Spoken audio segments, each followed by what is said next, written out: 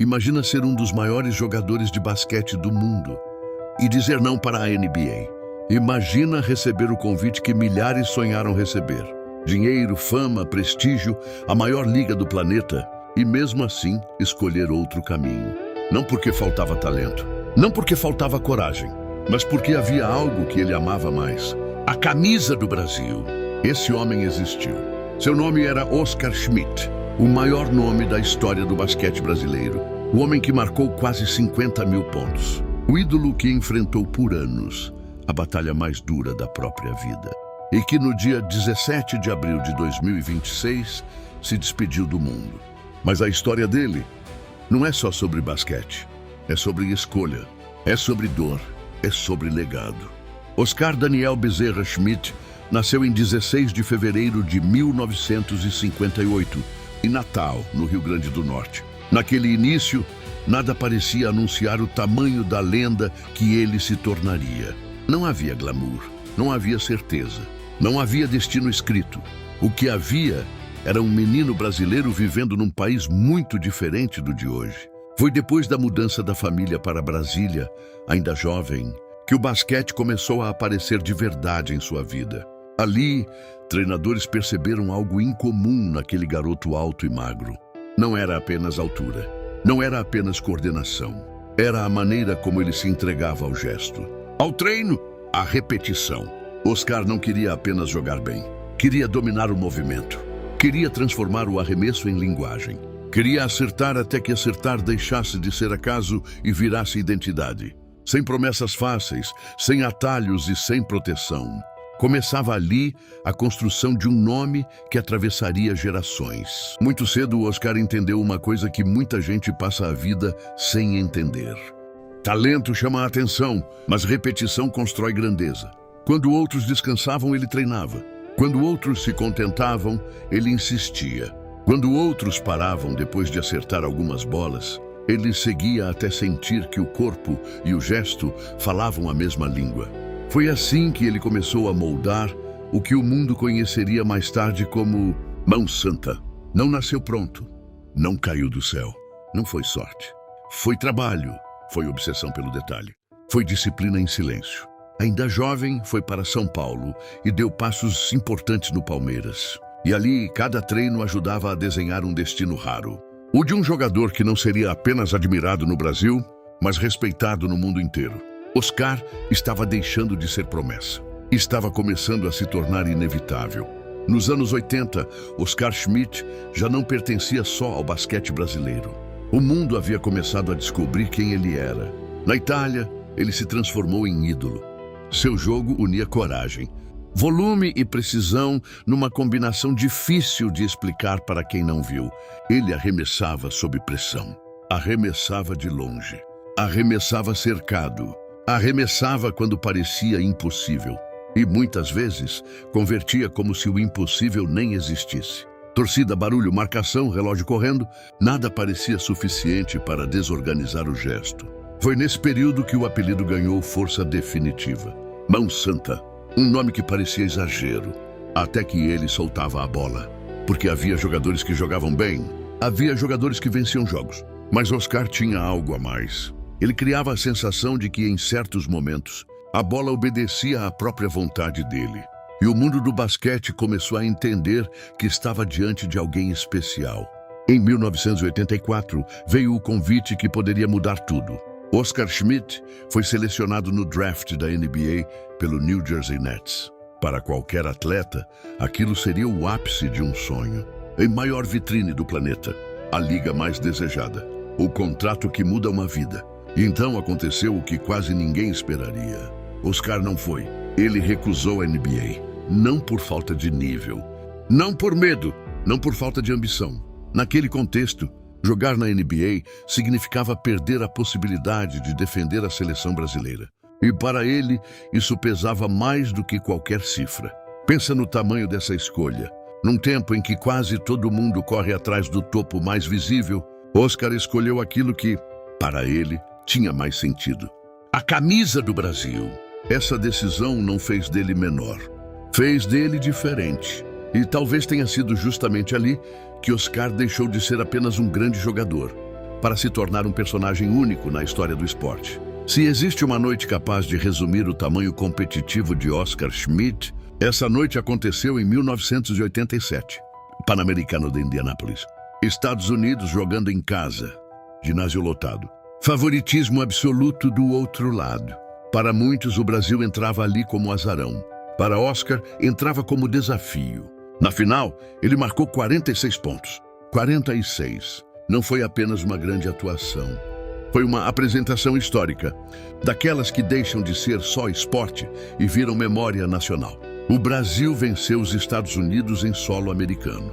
E naquela noite, Oscar não foi apenas decisivo. Foi gigante. A bola parecia sair da mão dele com o destino certo.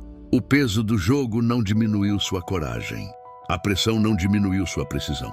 Ao contrário, parecia alimentá-lo. Há jogos que constroem títulos. E há jogos que constroem lendas. Indianápolis fez isso com Oscar Schmidt. Oscar disputou 5 Olimpíadas.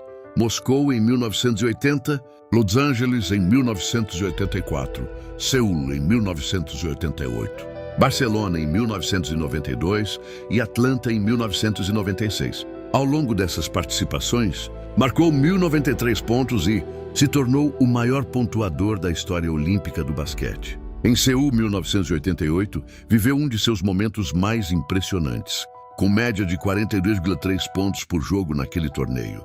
São números enormes, mas no caso dele, os números nunca contam tudo. Porque Oscar não impressionava só pelo volume, impressionava pelo contexto. Ele fez história sem NBA, fez história defendendo o Brasil, fez história atravessando gerações, estilos e épocas diferentes do basquete. Ao longo da carreira, acumulou quase 50 mil pontos. Quase 50 mil. Um número tão absurdo que parece exagero, até você lembrar que estamos falando de Oscar Schmidt. Alguns atletas quebram recordes, outros se transformam em medida. Oscar virou medida. Mas reduzir o Oscar Schmidt, a estatística seria pequeno demais. Fora da quadra, ele era presença. Era carisma. Era intensidade. Tinha aquele tipo de energia que muda o ambiente quando entra. Era expansivo, comunicativo, opinativo, bem-humorado. Um homem cheio de histórias, cheio de vida, cheio de personalidade. Depois de encerrar a carreira, em 2003, passou a falar em eventos, entrevistas e palestras. E ali o público percebeu uma coisa bonita. A grandeza dele não dependia mais da bola. Oscar falava de disciplina, de escolha, de coragem, de família, de medo, de propósito. O atleta era gigante, mas o homem também era. Em 2013, recebeu uma consagração que colocou seu nome de vez entre os imortais do jogo.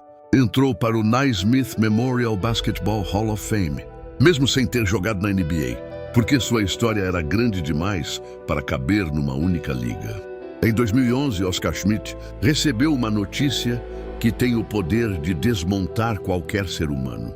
Um tumor cerebral. De repente, o homem que havia enfrentado finais, ginásios hostis e a pressão do esporte em alto nível passava a enfrentar um adversário muito mais silencioso, muito mais íntimo, muito mais cruel. Vieram cirurgias, vieram tratamentos, vieram anos de luta, anos. E é aqui que a história de Oscar deixa de ser apenas esportiva e se torna profundamente humana. Porque o mais impressionante não foi apenas o diagnóstico, foi a maneira como ele atravessou tudo isso. Ele continuou falando, continuou aparecendo, continuou sorrindo, continuou vivendo. A doença trouxe peso, mas não apagou sua presença. Pelo contrário, em muitos momentos, parecia revelar um Oscar ainda mais verdadeiro, mais consciente do tempo, mais sensível ao que importa, mais humano diante da própria fragilidade. Há pessoas que vencem pela força, e há pessoas que marcam para sempre pela maneira como enfrentam a dor. Oscar fez as duas coisas. Ao longo dos anos de tratamento, o público viu um homem que falava da morte, da vida e da família com uma sinceridade rara. Já não era apenas o arremessador lendário, era alguém atravessado pela realidade. Alguém que entendeu, talvez da maneira mais dura possível, que existe um momento em que troféu, fama e aplauso deixam de ser o centro. E o centro passa a ser outra coisa. A paz, a presença, os filhos, A esposa. O hoje. Isso não diminuiu sua imagem. Aumentou.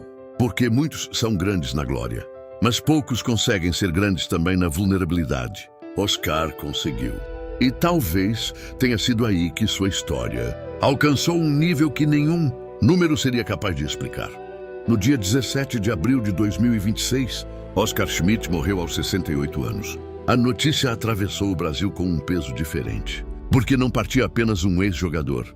Partia uma referência, um símbolo, um pedaço da memória esportiva do país. A família informou que ele travava havia cerca de 15 anos uma luta contra um tumor cerebral. E de repente o Brasil inteiro pareceu voltar no tempo. Voltou para as quadras, voltou para os arremessos, voltou para a camisa da seleção, voltou para as noites históricas, voltou para o nome que atravessou décadas sem perder força. As homenagens vieram de todos os lados, do basquete, da imprensa, do esporte, do povo, porque algumas pessoas deixam de pertencer só à própria família ou à própria geração. Algumas se tornam patrimônio afetivo de um país inteiro. Oscar Schmidt virou isso. O legado de Oscar Schmidt não cabe apenas em troféus, não cabe apenas nos quase 50 mil pontos, não cabe apenas nas 5 Olimpíadas, não cabe apenas no PAN de 1987, não cabe apenas no Hall da Fama, porque Oscar deixa algo maior. Deixa a imagem de um homem que poderia ter escolhido o caminho mais lucrativo, mas escolheu o que fazia sentido para a alma dele. Deixa a memória de um atleta que honrou a camisa do Brasil, como se ela fosse extensão do próprio corpo. Deixa a lembrança de alguém que foi gigante na glória e também na dor. Mão santa, não apenas pelo arremesso, mas pela vida, pelas escolhas, pela coragem, pela dignidade. Descanse em paz, Oscar. O Brasil não vai esquecer você. E se essa história te tocou, se inscreve no canal. Ativa o sininho e deixa seu comentário. Porque histórias assim não podem morrer no silêncio.